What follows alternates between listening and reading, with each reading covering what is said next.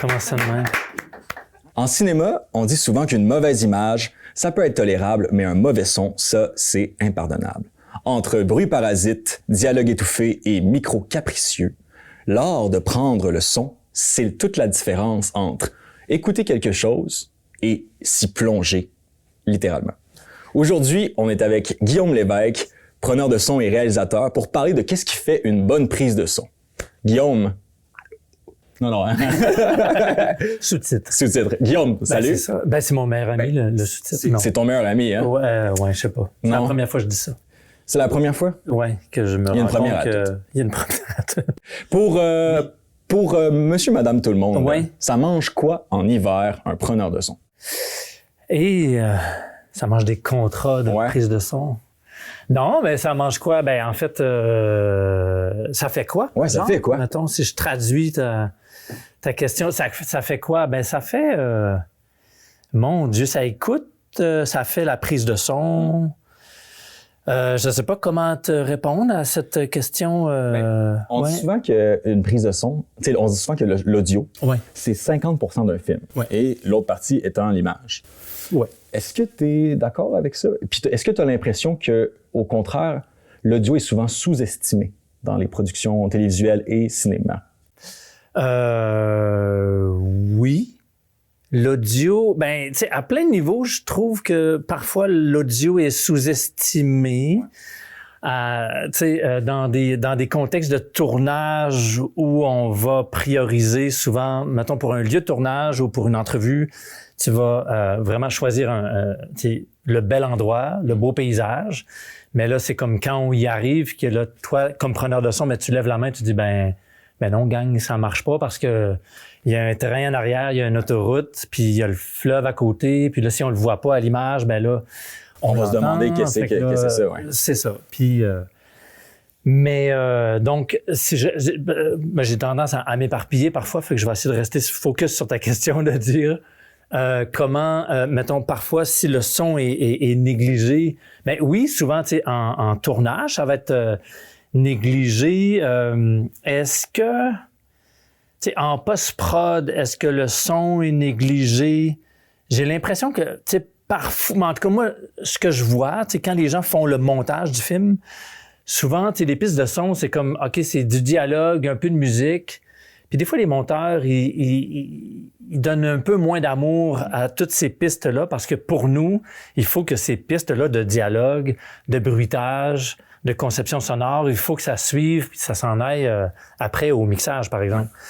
Mais souvent, les monteurs, tu sais, ça peut... Tu sais, si tu prends pas soin de tout laisser ça classer correctement, mais il y a bien des sons qui peuvent disparaître. T'sais. Ben oui, puis... Donc, finalement, c'est ça. Au bout du compte, ben, ce que tu as fait comme travail, ça s'est pas rendu au bout du film, tu sais. Ben c'est ça. Ben, généralement, en tournage, on va prendre des plans de coupe, tu sais. Donc, par exemple, on fait une entrevue sur, justement, on fait une entrevue sur les phoques.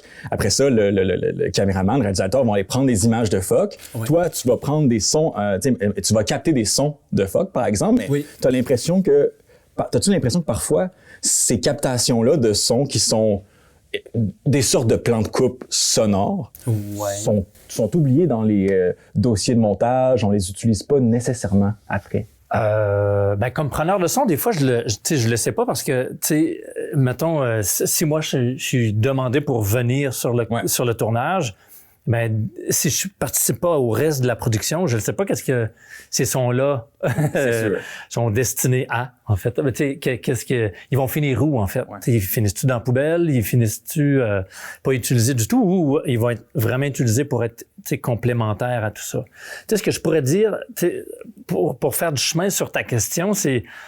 Oui, un tournage, tu sais, entrevue où on passe du temps avec un personnage, quelqu'un qui nous raconte une histoire, et là, on va faire d'autres plans de coupe. Moi, souvent, tu sais, le problème que j'ai, la difficulté que j'ai, souvent, c'est, mettons, s'il y a une équipe qui a 2 caméras, là, souvent, je sais pas sur quel caméraman suivre. Là, tu fais le lien avec ce qu'on a fait déjà. Ouais, on a déjà fait par le passé ensemble. Fait que, tu sais, des fois, c'est comme, OK, il y a 2 caméras, mais ces 2 caméras-là vont aller prendre des plans différents. Moi, je vais aller prendre du son ailleurs, supposons. Mais le son que je vais faire, il sera pas attaché à ces images-là. Parce que pour moi, si toi, tu prends une caméra puis tu suis juste un paysage, là, tu vas prendre un paysage avec un avant-plan de fleurs où tu mets ta caméra proche du fleuve, tu sais, mettons, les vagues, par terre. un peu de vent Mais dans moi, les si fleurs. mon micro est là en haut ou s'il est là, c'est pas la même prise de son du tout. Fait que, tu sais, de prendre du paysage puis de faire un son général de bord de mer pendant 15 minutes que toi, tu vas faire 20 plans différents. Si moi, je prends un son, c'est pas représentatif de tes variantes de plans.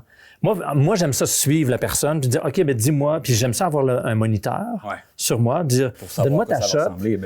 Puis là, ben OK, moi, je vais positionner mon micro, puis c'est comme si, en tout cas, quand j'ai eu ça, le petit moniteur sur mes équipements, ça m'a donné plus de création, en fait, plus de latitude créative, parce que là, je pouvais comme un peu mixer. Tu sais, je pouvais créer moi aussi. De dire, ah oui, OK, il fait cette shot-là, là, je vais lui donner ça de même, parce que pour moi, elle sonne comme ça. Tu sais. Fait que, donc, c'est un peu ça que je peux te dire là-dessus. Je me questionne parfois si le son, étant donné que c'est pas visuel, si c'est peut-être pour certaines personnes trop abstrait, tu sais. Puis là, c'est d'où la difficulté parfois c'est ça, d'où la difficulté de se l'imaginer, mais aussi de comprendre les besoins du preneur de son, tu sais. Ouais, mais tu sais, c'est comme, mettons, je te réponds autrement, dans le sens, c'est tellement abstrait que quand, tu sais, le son, là, on veut que ça fonctionne bien. Puis quand ça fonctionne bien, quand tu fais du bon son, personne ne s'en aperçoit. Ouais. Puis toi, tu peux te dire, hey, j'ai fait vraiment une bonne prise là-dessus. Elle était tough, mais je l'ai eu. Mais il n'y a pas d'applaudissements. Il n'y a pas d'applaudissements pantoute. Tu sais.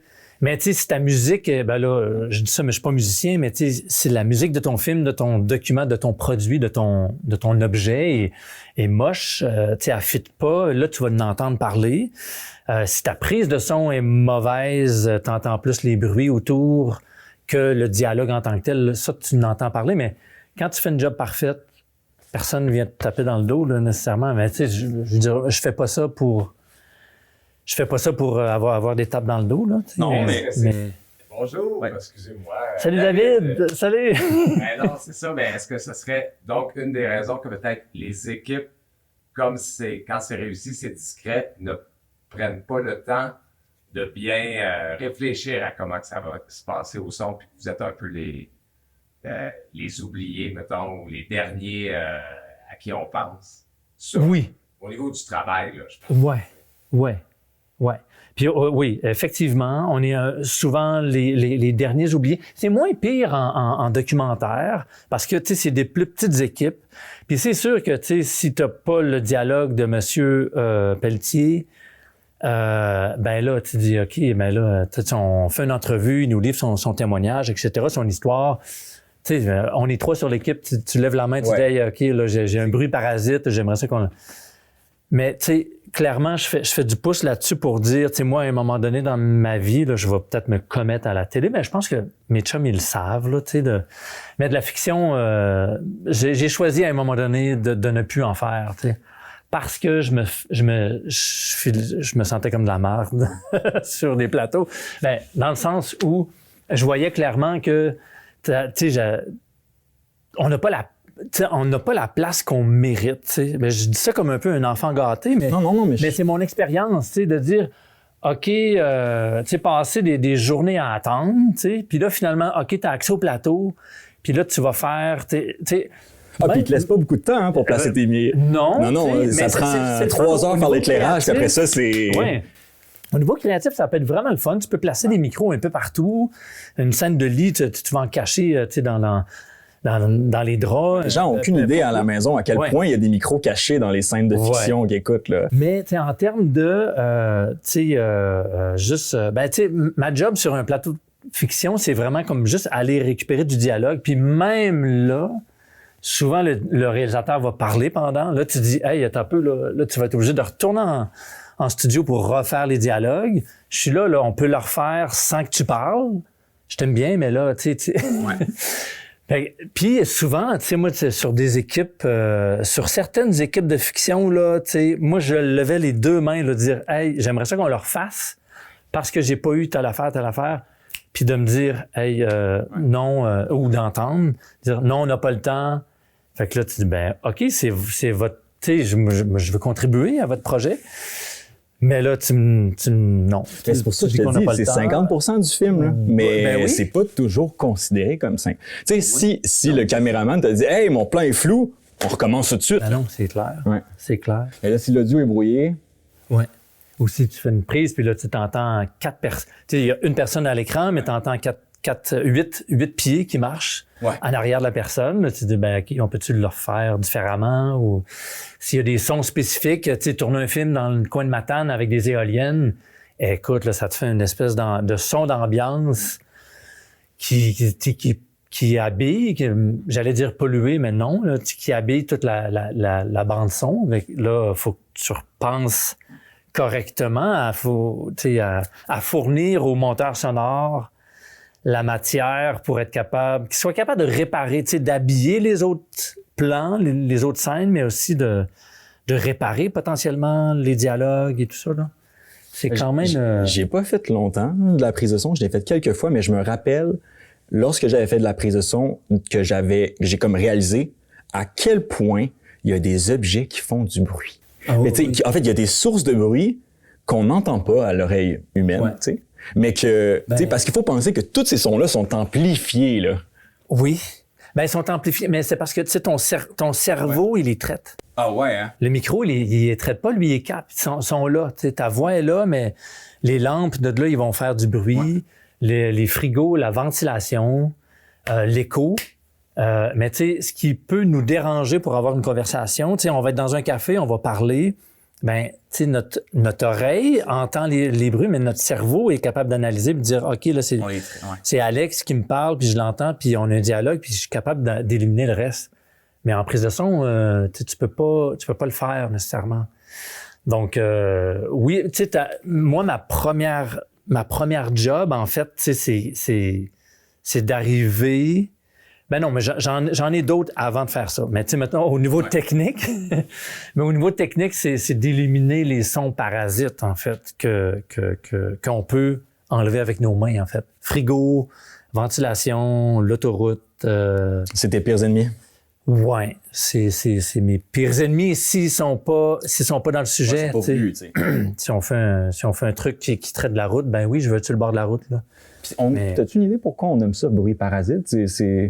C'est parce que on a de la difficulté à s'en débarrasser ou c'est sourd, parasite dans le sens que parce que tu sais ça parasite, tu sais ça pollue. Ça remplit, ça remplit la bande son, mais c'est ça, tu sais un bruit, tu sais je veux dire, quand on est dans un garage puis on est avec un mécanicien, il y en a là, tu sais des bruits mais on les accepte parce qu'ils travaillent, puis bidding, badang. Là, c'est un job au mix, là, mais ouais, c'est ça. C'est des bruits qu'on peut...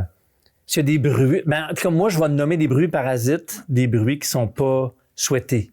Ouais. T'sais, si on entend un marteau dans une scène de dialogue dans un couple... parce que Gilles, en arrière, il fait ses rénovations.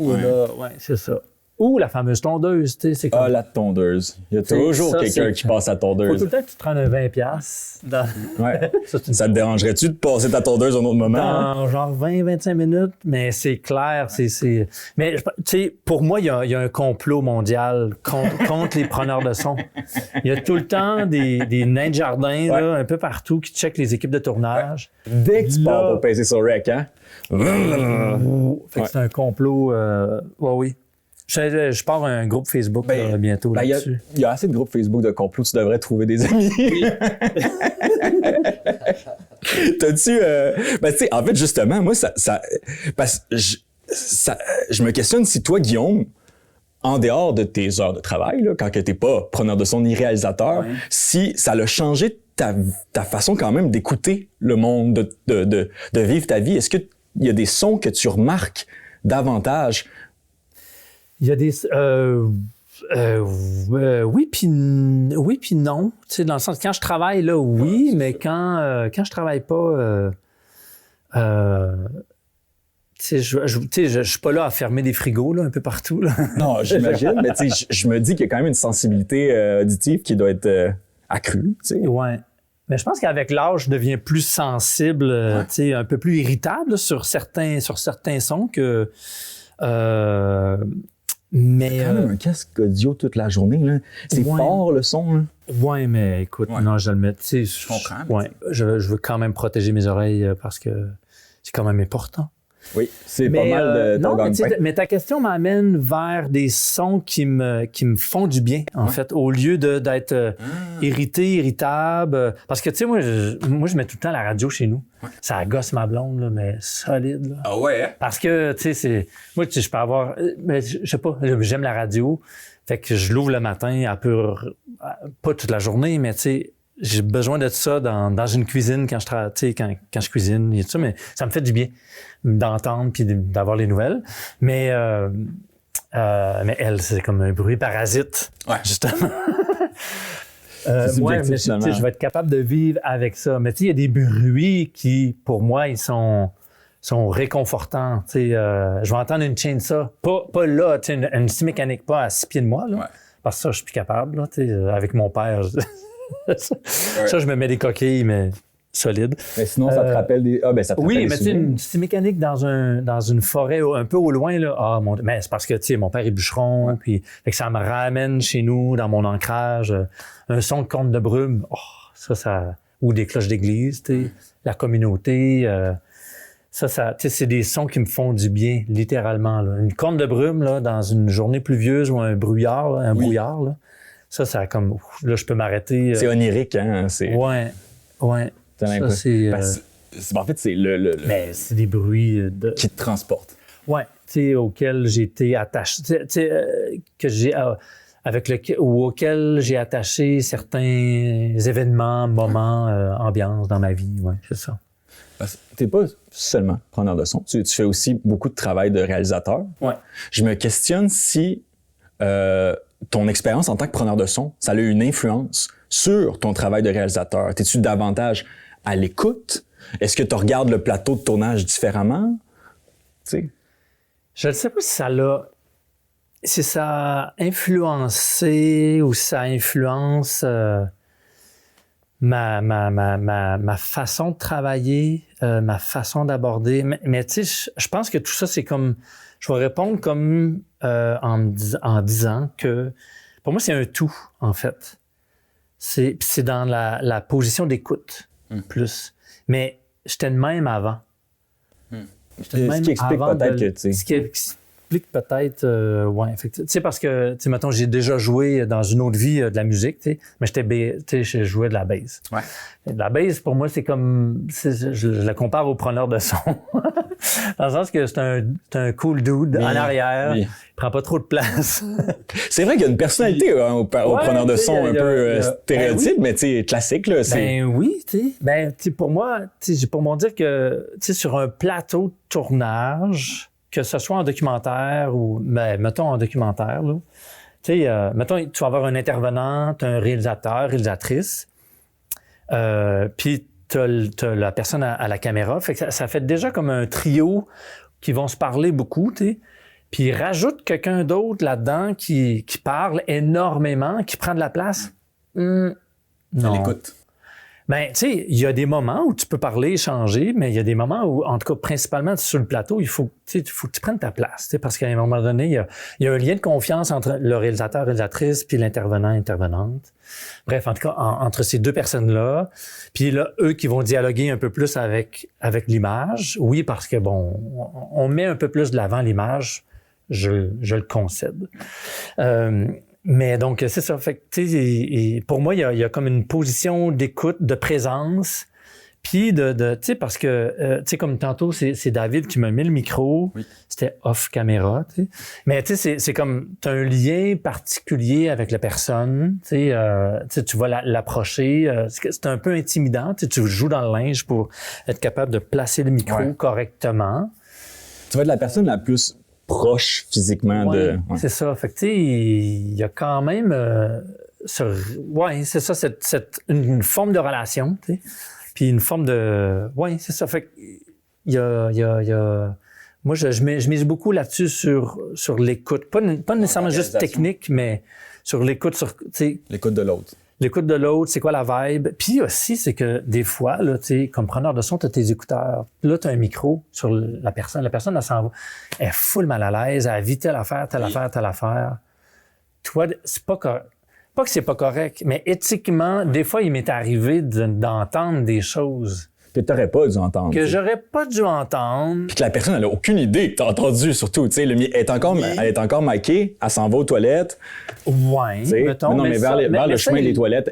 toilettes, elle parle à quelqu'un, puis elle dit hey, « Je suis plus capable, faut que je m'en aille. » Genre, tu sais, qui crée un certain malaise ou, tu sais, ça souvent, tu sais, je l'ai pas, tu sais, souvent, j'avais l'info, je l'ai pas tant dit, tu sais, ou, tu sais, j'essaie ou là, je vais essayer de me rapprocher de la personne, tu sais, pour la sécurité. Si elle dit, tu sais, elle est insécure par rapport à ci, à ça, tu sais, je vais essayer de, tu sais, je sais pas, d'une quelconque façon de la rassurer ou de dire, ben, OK, tu sais, de parler au réal ou à la réal OK, si on peut intervenir pour rassurer la personne ou quoi que ce soit ou, tu sais, juste OK, j'ai une info, puis, pour servir le projet. Là. On a travaillé ensemble plusieurs fois, puis j'ai des souvenirs quand j'étais pas réalisateur, mais j'étais caméraman, puis je me rappelle là, d'un invité sur une émission de témoin. T'es-tu déjà dit non, témoin. Non, tu allé dire au réalisateur, tu sais, sur une émission avec il y avait des témoignages sur des événements historiques dans la région, tu sais. Puis justement là, la personne elle parle au téléphone, puis tu l'entends dire, tu sais, hey, je suis pas trop sûr que je suis bon, je suis pas mal stressé, j'ai envie de m'en aller ou c'est long, je sais pas. Tu sais, ça te permet de finalement t'es un peu t'es vraiment en position d'observation, même si tu ne filmes pas, tu sais. Oui, c'est ça. Ouais. Ben en fait, la plus grande qualité, un outil important pour un preneur de son, c'est ses yeux, c'est son sens de l'observation. Oui, l'écoute, mais c'est ses yeux parce que tu vois. Tu peux voir qu'est-ce qui se passe techniquement s'il y a une voiture, un avion, un ci, un ça, tu sais, puis de dire mais tu sais, d'observer, tu sais, je veux dire, comme avoir une espèce d'intelligence émotionnelle aussi. Puis en fait, une grande qualité pour un caméraman, c'est son écoute aussi, parce que tu sais, je veux dire, il va être cadré, tu sais, sur les gens, mais si tu sais, l'autre information que lui voit pas, que ses yeux lui apportent pas, c'est son écoute. Fait que, tu sais, c'est un peu paradoxal, c'est ou contradictoire, mais... C'est juste, je suis toujours surpris parce que, tu sais, ça arrive souvent qu'on porte plus d'un chapeau en production. Puis, tu sais, pas qu'en région, mais c'est davantage encore en région, mais il y a beaucoup plus de personnes qui passent par la direction photo puis qui deviennent réalisateurs que par la prise de son puis qui deviennent réalisateurs. Pourtant, t'es tellement proche du propos, du contenu à la prise de son, surtout en documentaire. Tu sais, je suis surpris qu'il n'y en a pas davantage. C'est correct, ça me donne... Ouais, c'est ça me donne... Non, mais tu sais... Non, mais effectivement, oui. Oh, oui. Puis moi, je trouve que, tu sais, réaliser, faire de la prise de son, en tout cas, c'est quelque chose qui se marie bien. Parce que, tu sais, moi, je peux... Oui, j'ai des contrats de... Mettons, je vais faire mes projets en réal, mais je vais prendre des contrats de prise de son. Puis ça fait que je peux vivre depuis bon nombre d'années ici au Bas-Saint-Laurent en faisant ça, là. Fait que je le marie bien, mais oui, effectivement, les gens vont aller plus vers l'image. Puis, je sais pourquoi, là, parce que, tu sais, c'est trippant de filmer, puis, tu sais, c'est quand même créatif. Mais ça peut être créatif aussi au son. Ben oui, ben justement, c'est quoi? Il faut pas le dire, ça. Faut garder le secret. Tout ça, tu diffuses pas ça, là. C'est quoi les outils, justement, créatifs à la prise de son? Tu sais, t'as mentionné tantôt que tu peux changer l'angle de ton micro, mais c'est quoi les autres façons pour toi de... Comme un DJ, là, je fais du scratch pendant que je joue. Non, mais tu pannes, tu mets le son davantage à droite, à gauche. Tu distorsionnes. Je joue comme ça. Tu brûles tout à la main. Non, mais il y a plein de façons. Puis là, pas que je cherche quoi dire, mais il y a, oui, effectivement, tu sais, il y a le type de micro, tu sais, je vais utiliser, mettons, une perche pour, tu sais, mon outil principal, c'est la perche. Les micros lavaliers.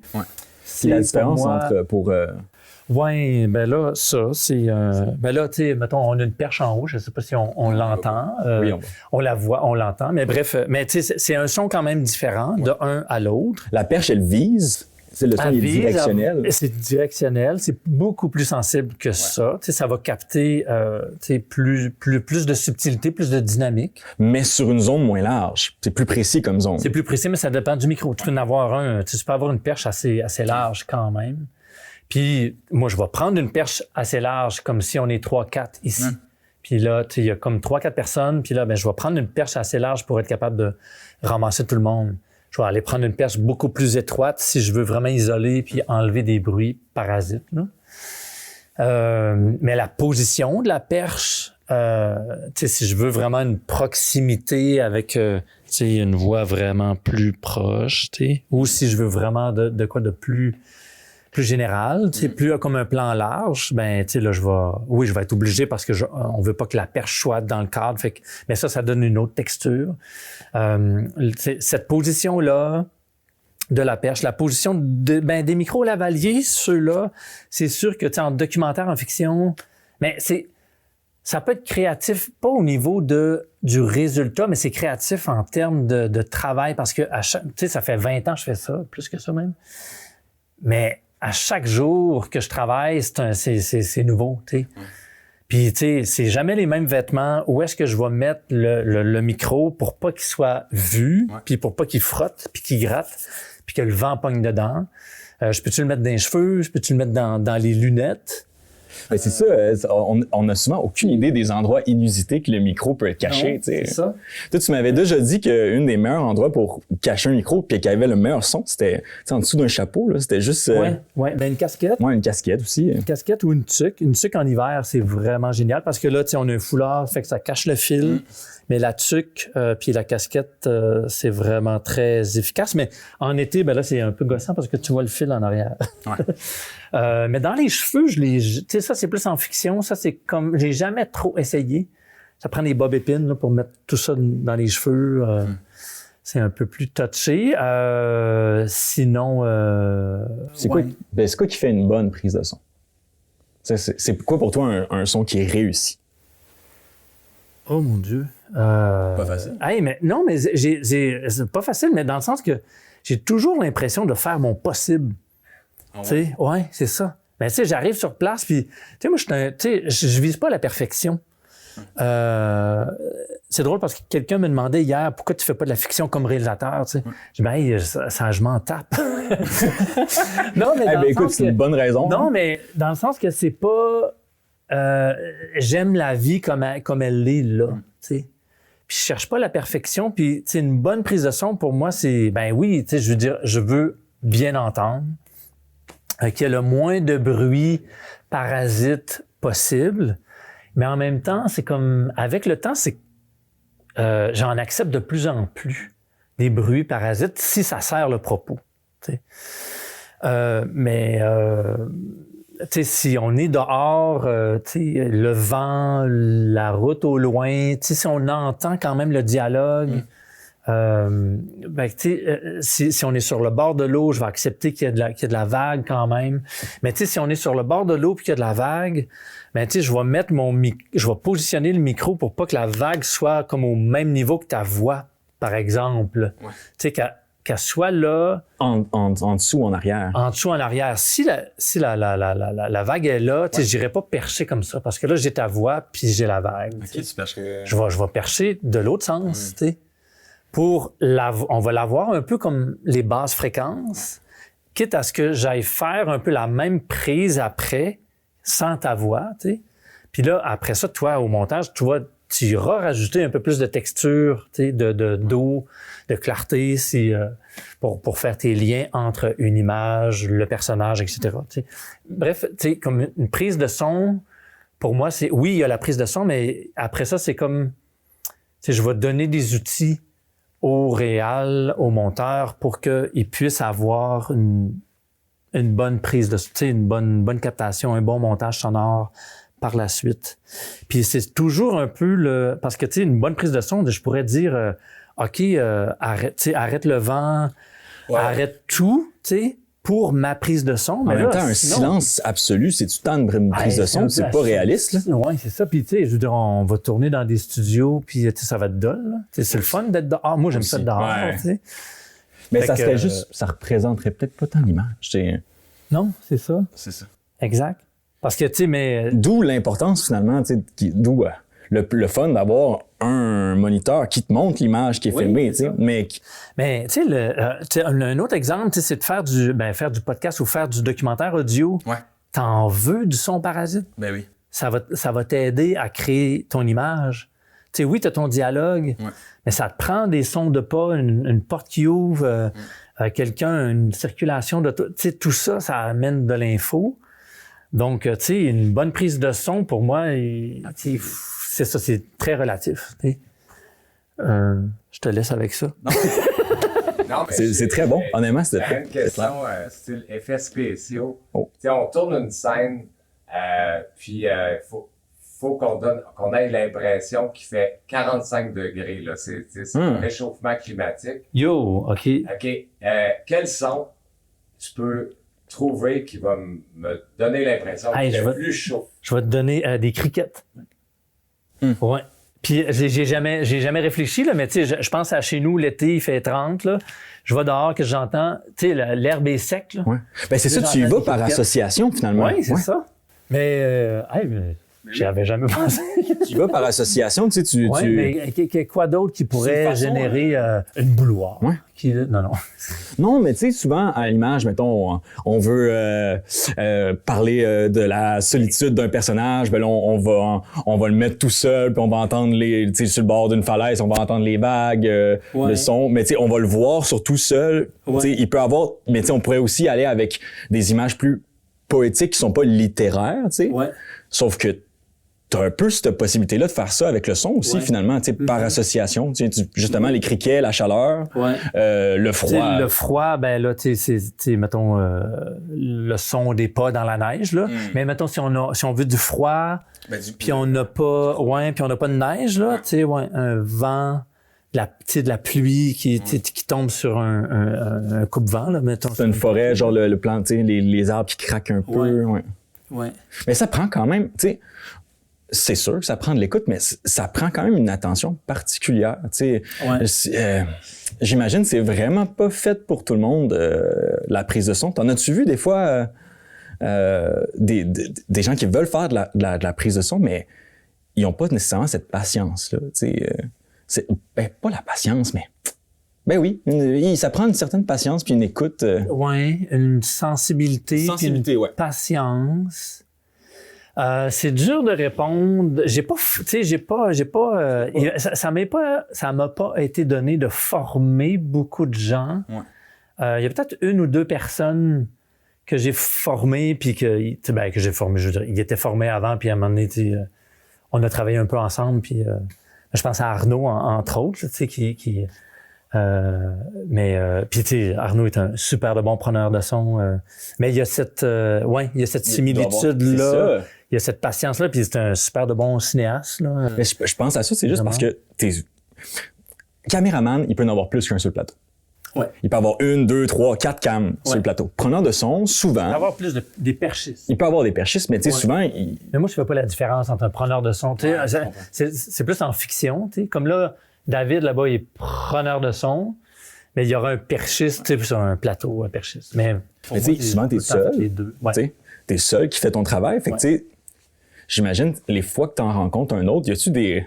Hey, on fait ça, on a ça de pareil, on a ça de similaire. Tu sais, veux pas t'apprends un peu sur toi-même à travers ça, tu sais.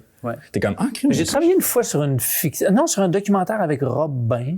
Ouais. Mais je pense que j'étais perchiste, lui il était preneur de son, mais là, il y avait beaucoup de micro-cravates un peu partout sur genre une table de 10, là. Wow. Et moi, je perchais. Puis lui, il était... fait que, tu sais, là, mais c'est le fun, tu sais, c'est très rare qu'on ait deux. Puis là, on peut comme travailler ensemble, puis aller plus vite, puis faire des jokes de décibels. Ouais. Non. Chose que je ne comprends pas encore. Ouais. OK. Ben quand même, c'est juste parce que c'est très précis, là, mais ça... Ouais. Je me suis dit, il y a quand même une certaine solitude qui vient avec ce travail-là. Tu l'as dit toi-même, tu prends pas trop de place, t'as tes écoutes. Je dirais, en tout cas, moi, je me sens pas seul, là, dans le sens que je suis membre à part entière d'une équipe, tu sais. Parce que, tu sais, à titre, tu sais, à même comparaison, on pourrait dire que le réalisatrice est tout seul aussi. Fait que, tu sais, je veux dire, non, on s'aime, puis on travaille ensemble. On travaille ensemble. Puis, je me demandais justement, toi, est-ce que tu as déjà pratiqué est-ce que tu as déjà pratiqué la prise de son à Montréal? Ou est-ce que, tu sais, comment... Comme preneur de son. Comme preneur de son, mais comme quelqu'un qui vit à Montréal, genre? Ou, ben, tu sais, je suis allé déjà... Oui, mais... c'est ça. En fait, c'est juste, je me questionne si tu as une idée ou si tu as remarqué les différences dans le métier vis-à-vis la ville et le faire en région. Ou par des conversations avec d'autres personnes. Ben, tu sais, mais là, on rentre dans un... Tu sais, c'est une grande question. Pour moi, c'est une grande question. C'est une grande question. Ben, c'est une grande question, puis, tu sais, moi, je vais l'embrasser en disant que, tu sais, assez tôt dans ma vie, mis à part la prise de son, tu sais, mais tu sais, comme Guillaume, pour moi, c'était un coup. Ben, pas un. Ouais, je pense, j'ai essayé une couple de fois d'habiter à Montréal. Ouais. Puis clairement, je me suis affiché comme étant un gars de région, puis que mon temps était compté là-bas, puis je revenais chez nous, tu sais. Pour moi, tu sais, c'est. Avant d'aller travailler à Montréal, je vais changer de job. Tu sais, j'irai pas travailler. Pour moi, ma vie est ici. Puis je veux pas nécessairement rentrer. Être obligé d'aller habiter à Montréal pour faire ce métier-là, parce que c'est ça. C'est important pour moi d'habiter le territoire ici. Je viens de la vallée, je reste à Rimouski. Pour moi, c'est non, c'est ça. C'est inconcevable. Puis tu sais, je te dirais, oui, je veux dire, je vais souvent travailler à Montréal. J'aime ça rencontrer du monde là-bas. C'est plus compliqué, là, tu sais, stationner, travailler dans des apparts, tu sais, voyager, un peu tout ça, le bruit, c'est plus complexe. Tu sais, ici, c'est le fun, tu te parques partout, tu travailles dehors principalement. Mais tu sais, ici, là, c'est ça, le vent, on pourra en parler, là, mais le défi, c'est le vent. Mais plus, tu sais, la compétition, non, je voudrais pas. Puis, j'ai travaillé avec, tu sais, une couple de compagnies de production de Montréal. Puis, je veux dire, je veux pas... Là, je vais rentrer dans un gros préjugé, là, mais, tu sais, puis je l'assume, là, mais, tu sais, mes expériences ont pas été super concluantes tout le temps. Ben, tu sais, c'est comme... c'est du monde de Montréal. Puis... Puis, ils disent, non, on est une gang d'amis, on fait tout ça bénévole, puis, tu vois, ça va être le fun. Puis finalement, après 3 jours, tu dis, OK, tu m'as demandé d'être bénévole sur ton film, puis tu me dis que vous êtes une gang d'amis, mais après 4 jours, tu m'appelles encore le preneur de son, tu sais.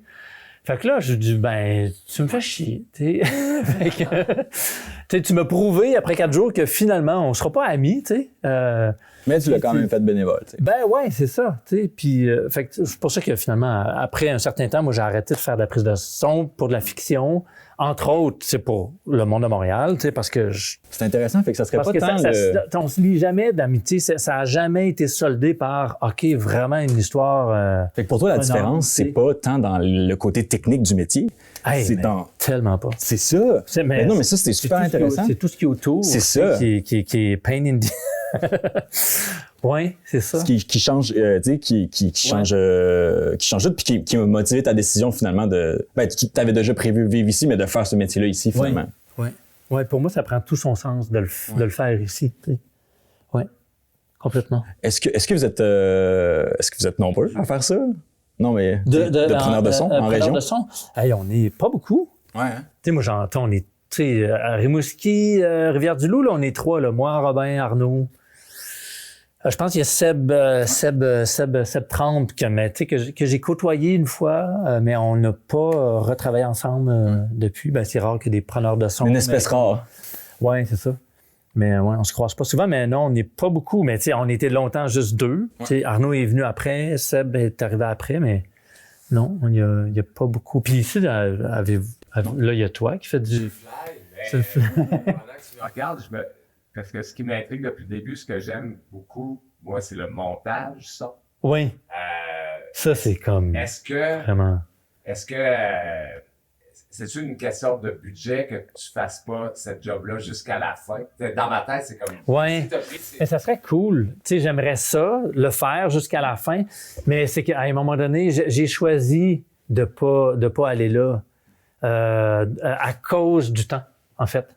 Parce que, tu sais, pour moi, tu sais, le métier de preneur de son, tu sais, c'est une autre corde à mon arc. Mais, tu sais, je veux me concentrer sur la réalisation. Ça bouffe déjà beaucoup de mon temps.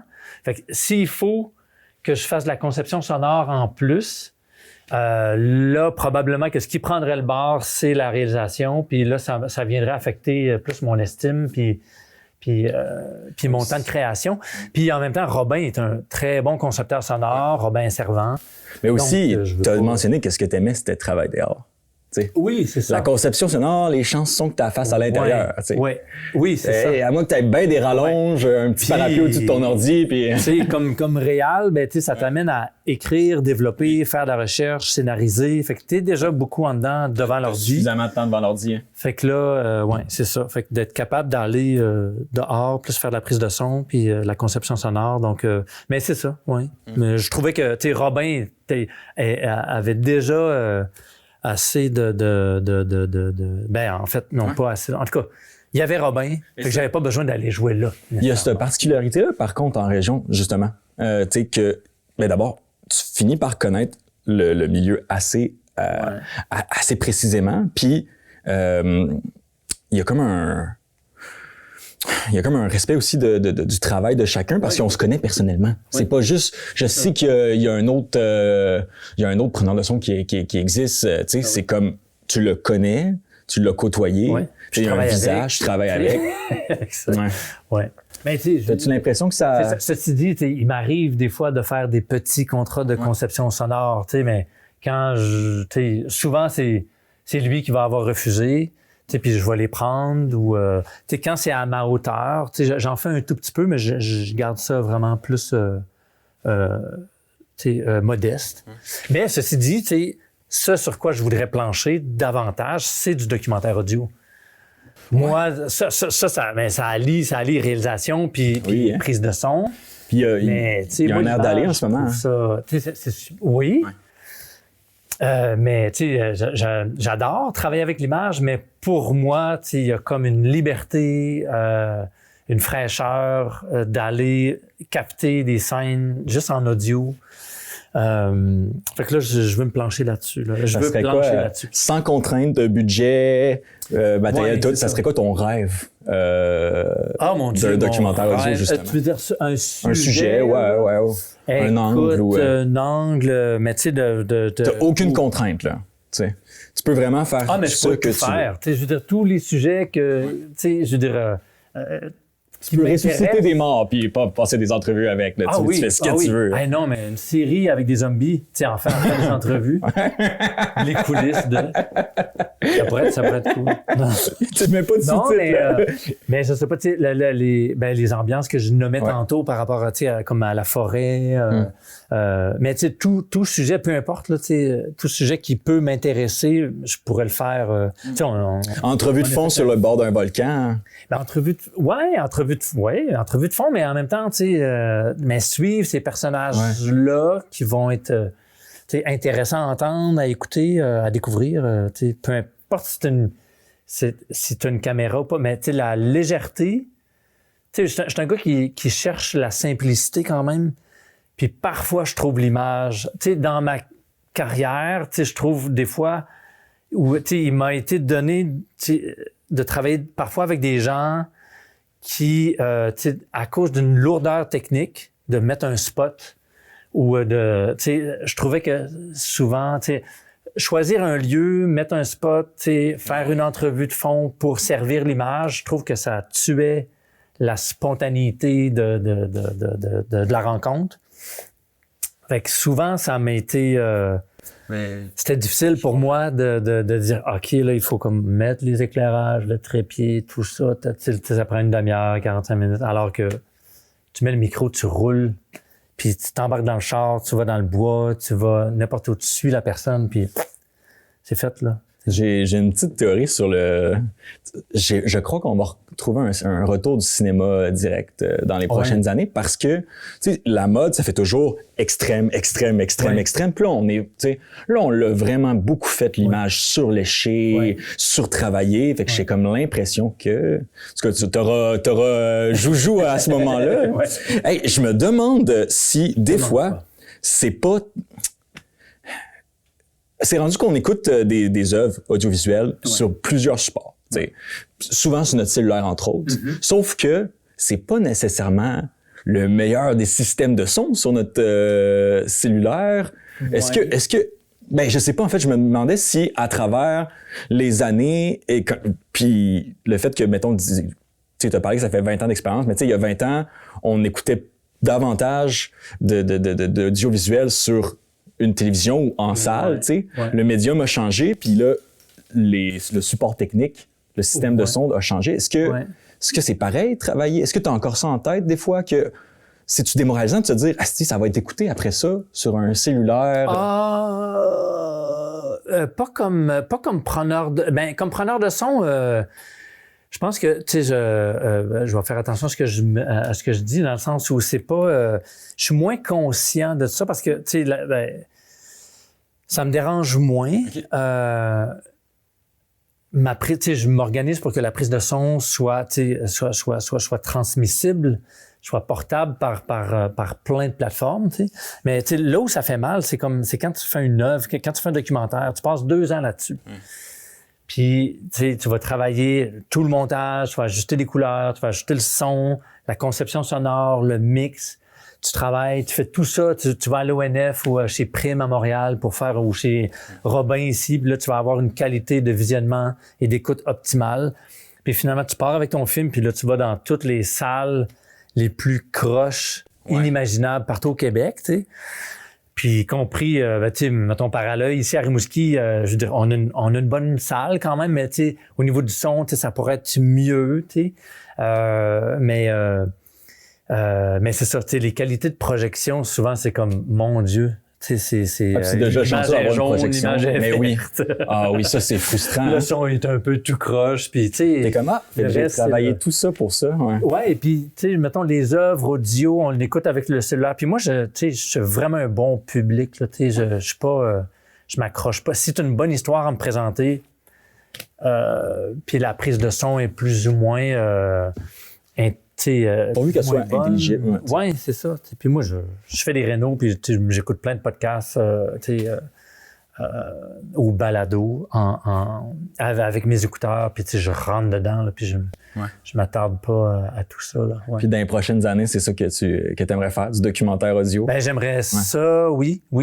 Mais il reste le financement, parce que je sais pas trop comment on le finance. Tu le décrirais comment, la différence entre un podcast puis un documentaire audio?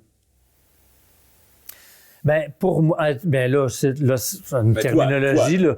Ben moi, podcast, moi je l'associe à l'image, comme ce qu'on fait là. Souvent les gens appellent ça un podcast. Ouais. Est-ce que ça, on appelle ça un balado aussi? Pour moi, un balado, je le réfère plus à l'audio. Mais balado, ça peut être comme aussi un show de chaise en balado.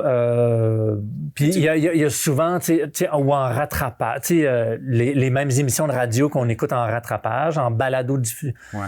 Fait que c'est comme ça va impliquer des ambiances. Ouais, c'est ton documentaire audio, ça va être. Moi c'est ça. Mais j'aime nommer ça comme ça reste du documentaire, mais audio. Donc en tout cas, moi j'aime appeler les œuvres que je vais faire. Ouais, ben j'en ai déjà fait de par le passé, mais ça fait longtemps, là, j'enregistrais ça sur un mini-disque, là, une petite mixette de rien. Là.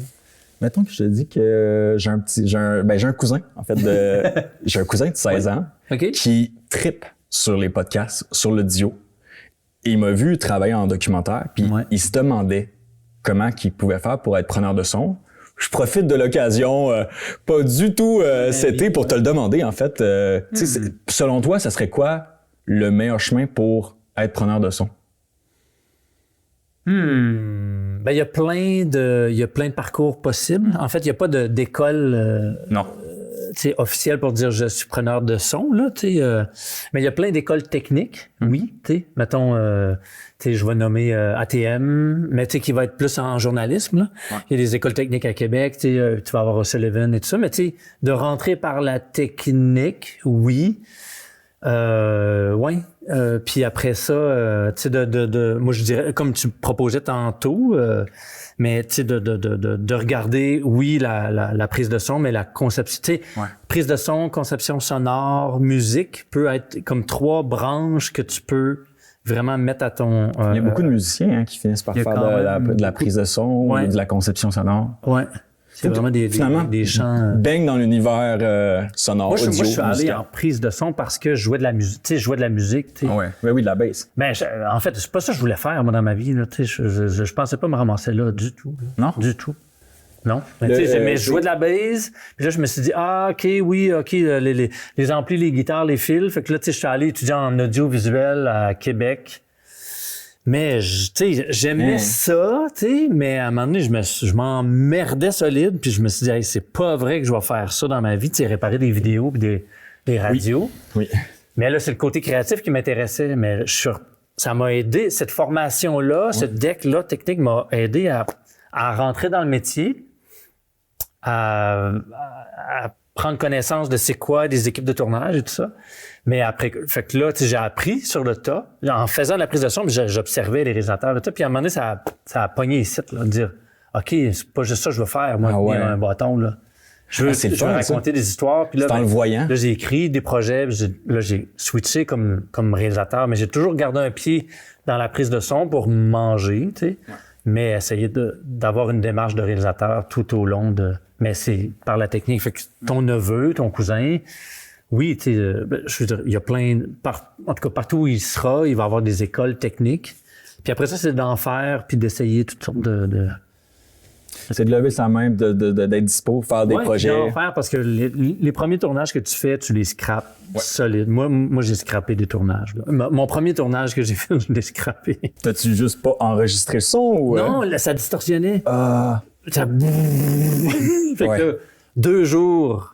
à reprendre toutes les mêmes entrevues. Ouf. Mais il y a toujours un raté, là. Surtout dans les débuts, mais tu sais, un moment que tu tournes, l'entrevue est terminée, puis là, tu coupes, puis en coupant, maudit, ça commence à rec, ça commence à enregistrer. Fait que là, tu le sais, t'es comme, oh non! Ouais, c'est classique. Guillaume, est-ce que sache qu'on n'aura pas besoin de le refaire parce que tout est allumé? Ouais, tout est allumé. Ça roule. Que j'ai pas recordé parce que si j'ai pas recordé, il y a personne qui est en train de l'entendre. C'est ça. Et voilà. Merci, Guillaume. Hey, merci à vous autres. Bravo, champion. Fait que, oui, c'est ça. Je t'inviterais à juste sortir puis passer par là puis je vais te suivre. Qui dit c'est ton casque? Vers ici.